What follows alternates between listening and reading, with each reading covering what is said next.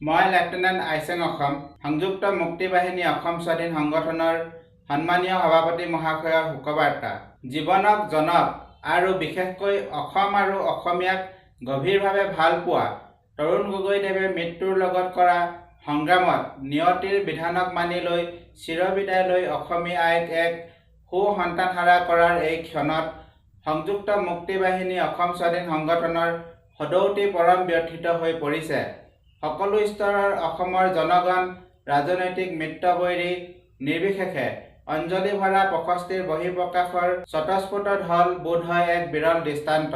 অসমৰ স্বাৰ্থ পৰিপন্থী ভাৰতীয় কংগ্ৰেছ দলৰ শক্তিশালী নেতৃত্বৰ মাজৰ এজন নেতা হৈও অসমে দিল্লীৰ হাতত পোৱা ভোগান্তি তেওঁৰ হৃদয়ংগম কৰি PCC গঠনৰ পিছত ভাৰতৰ প্ৰধানমন্ত্ৰীকে ধৰি আন মন্ত্ৰী বিধায়কক অসমৰ স্বাধীনতা বিষয়ক লৈ খাটনি ধৰা আৰু মুখ্যমন্ত্ৰীৰ আসনত বহি গুপ্ত মুক্ত নিধন পৰ্বক নিয়ন্ত্ৰণ ঘটাই যুৱা অসমৰ প্ৰতি পিতৃয়ে সন্তানক মৃত্যুৰ পৰা বচোৱাৰ দায়িত্ব পালন কৰি থলগিৰি অসমত ত্ৰাণকৰ্তাৰ ভূমিকা লৈছিল বুলি আমি দ্বিধাবিহীনভাৱে আজি স্বীকৃতি দি তেখেতৰ শোকসন্তপ্ত পৰিয়াললৈ এই শোকবাৰ্তা ৰাজহুৱা কৰিলোঁ।